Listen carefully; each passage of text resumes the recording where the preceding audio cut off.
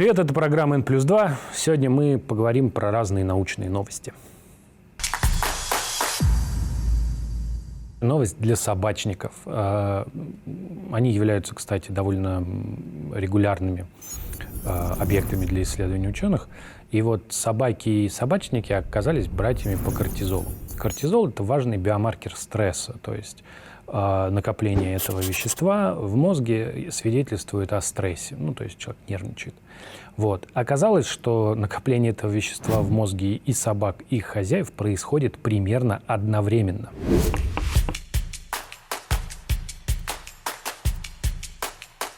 Скорее всего, нет. Не одни и те же факторы расстраивают собаку и хозяина, а логично предположить, хотя это тоже нормальное объяснение, но, скорее всего, кто-то из них является заводилой. То есть либо нервозность собаки передается хозяину, либо нервозность хозяина передается собаке.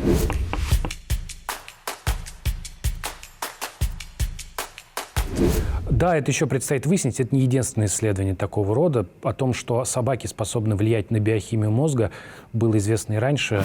Было замечательное исследование, которое показывало, что когда пес смотрит в глаза своему хозяину, у хозяина активируется выработка окситоцина. Это гормон, который отвечает, например, за привязанность. Обычно у гормона нет там отдельной специализации, он за много вещей одновременно отвечает. И вот окситоцин, например, вырабатывается у матерей, только что родивших, когда они берут в руки ребенка. Да, он способствует образованию вот этой вот связи с ребенком. Вот. И оказалось, что вот между собакой и хозяином вот похожие процессы происходят, прямо на биохимическом уровне.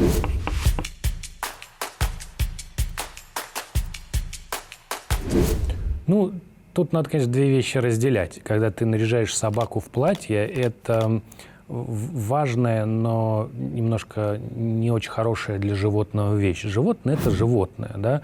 И потому что если ты его наряжаешь в платье, скорее всего, ты будешь его пытаться кормить, как своего сыночка, а рацион собаки от рациона человека очень сильно отличается. Это вот прям точно нужно знать. Вот. Другое дело, что чувство абсолютно реально, да, вот это прям точно можно сказать.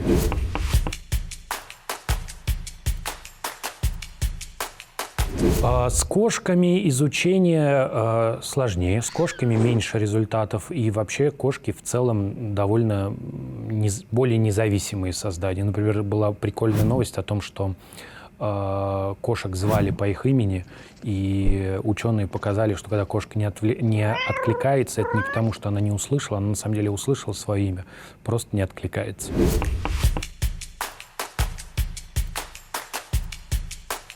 С собакой такое невозможно. Связь между собакой и хозяином гораздо более прочная.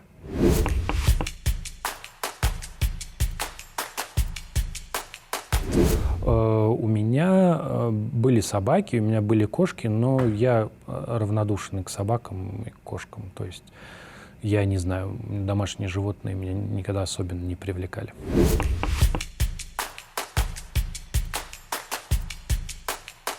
Это очень хороший вопрос, и похожее исследование тоже было, которое показало, что предрасположенность к выбору собаки или кошки почти наполовину определяется генетическими факторами. То есть мы не знаем, какими конкретно, но генетическими. И это ответ на твой вопрос. Да, скорее всего, наверное, должна быть какая-то предрасположенность, может, даже не генетическая, а психологическая, к тому, чтобы завести домашнее животное. Следующая история про нейроны покемонов. На самом деле, когда-то давно нейробиологи обнаружили нейроны Дженнифер Энистон. То есть конкретную область в мозге человека, конкретную структуру, которая отвечает за запоминание Дженнифер Энистон. Это было очень случайное открытие, но совершенно фантастическое.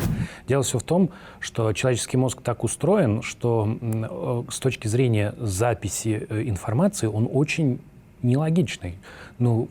Очень сильно отличается от того, как мы себе представляем работу, например, компьютера. Грубо говоря, наш мозг – это не огромный диск, это какая-то очень сложная система.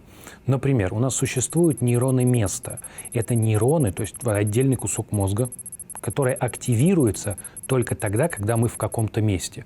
Благодаря этим нейронным местам мы, например, можем смотреть в телефон и в метро, спокойно зайдя в нужный, там, например, выход, повернуть в нужную сторону, не задумываясь. То есть благодаря этому это все работает. И, соответственно, благодаря этому мы можем не в ту сторону уехать, просто забыв, что мы зашли, например, не с того входа.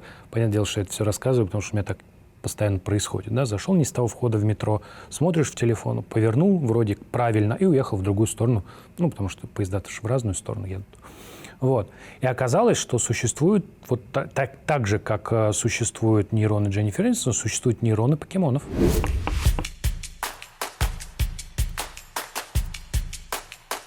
Да, Дженнифер Энистон, который из «Друзей». Вот так и получилось. Там просто было тестирование с добровольцами, и это были люди, которым вживлены электроды в мозг, потому что у них очень сложная форма эпилепсии. Да?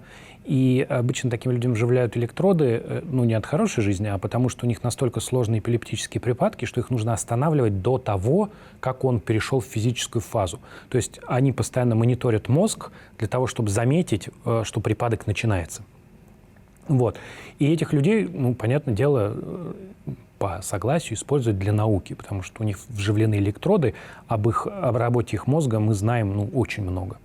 Вот. И в данном случае история была ровно такой, что смотрели, как это устроено, и вот обнаружили специфическую реакцию на Дженнифер Энистон.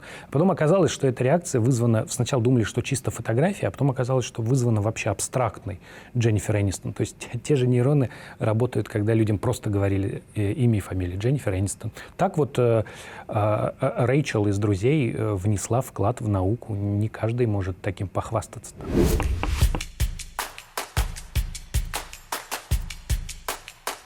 Нет, сработает, просто мы не знаем, где они находятся. Где-то вот у вас в голове есть нейроны Тома Круза, да, вполне себе все хорошо, вот так. И более того, у других людей они есть, тоже там же, скорее всего, если они знают про Тома Круза.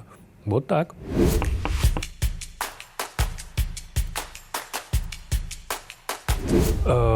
Это такой вопрос не ко мне, но здесь скорее я бы сказал, что речь идет про более сложные вещи. Все-таки Дженнифер Энистон — это чуть больше, чем человек, которого мы встретили 3 раза в жизни.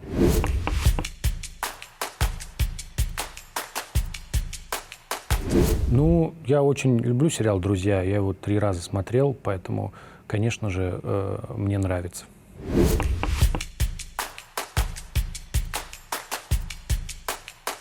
Нет, суть новости не в этом. Суть новости не менее прикольная. На самом деле есть гипотеза о том, что мы фиксируем информацию в зависимости от того, где она в нашем зрительном поле. То есть, грубо говоря, в одной части мозга пишется то, что мы видим вот примерно вот так, да, то есть по центру, и в другой части мозга пишется то, что мы регулярно видим там боковым зрением. Вот. И так получилось, что когда-то в 90-е был Game Boy, и там была игра покемонов, и когда люди играли в покемоны, они смотрели на них вот именно вот так. И поэтому, как было взято исследование, взяли кучу людей, которые не играли в эту игру, и, соответственно, не смотрели регулярно на покемонов, взяли кучу людей, которые играли, а дальше стали искать там, где примерно должны располагаться нейроны покемонов, и нашли. То есть прям нашли, вот у людей, которые играли, у них сформировались вот эти нейроны примерно в нужном месте, которые соответствуют покемонам. Так что где-то, опять же повторюсь, где-то в голове у вас есть нейроны Тома Круза, это прям 100%.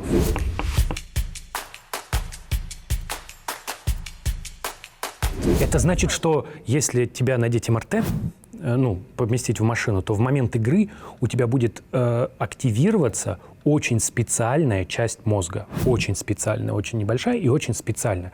Более того, если вас взять таких любителей шаров, то, скорее всего, у вас будет одна и та же область мозга активироваться. А если взять человека, который не играет в шары, и дать ему поиграть, у него этой области нет. То есть активность мозга будет по-другому выглядеть.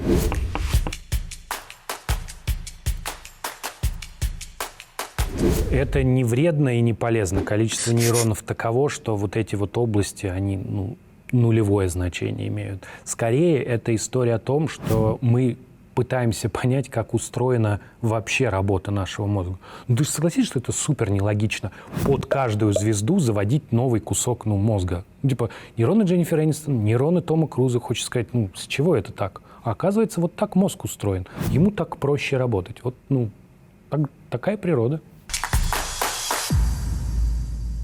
Следующая новость про аутизм.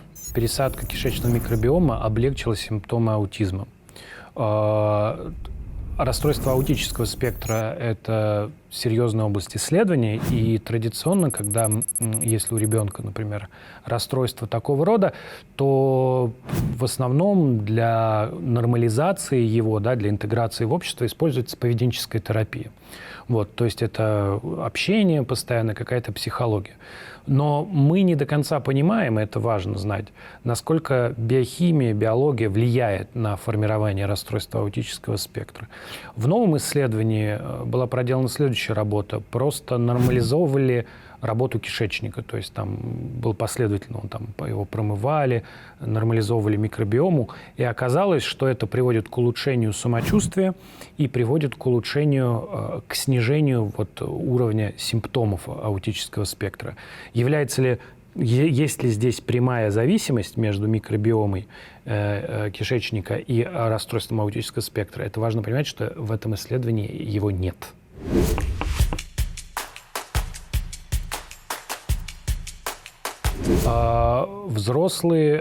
Исследование проводилось на подростках,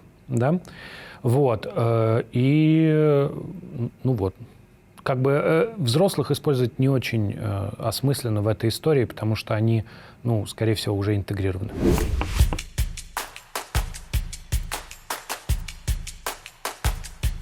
Абсолютно. Конечно. И это логично. Ты не знаешь, что у тебя происходит, как у тебя это устроено. Ты, разумеется, подключаешь все возможные варианты. Более того, мы сталкиваемся с заболеваниями, какими-то в реальной жизни, и какие-то нам удается победить, а какие-то нет. И со временем мы просто начинаем понимать, что то, что мы называли одним заболеванием, это на самом деле очень сложная история. Совсем недавно такая была с диабетом. Например, на данном этапе развития, если сформулировать, что такое диабет, то это нарушение, по крайней мере, в 10 разных системах организма. То есть нет единой причины. Это некий комплексный недуг, то есть множество причин, которые приводят к конкретному результату. Расстройство аутического спектра, скорее всего, устроено абсолютно так же. И, скорее всего, микробиом играет в этом какую-то роль. Но я опять же повторюсь, что эта история про то, что расстройство аутического спектра вызывается микробиомом, это неправда.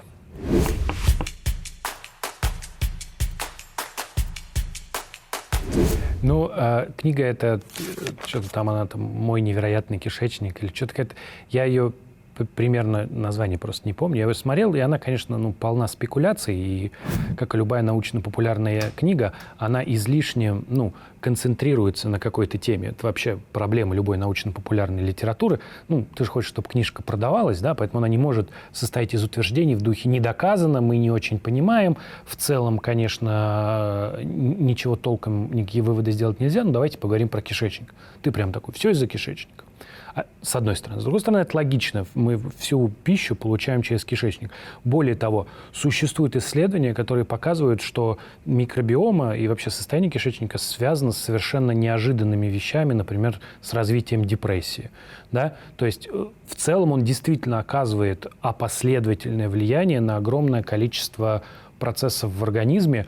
И это, какой-то, хочется сказать, это естественная вещь. Мы начинаем понимать, что если болит голова, грубо говоря, она может болеть по многим разным причинам, а чаще всего по комплексу причин.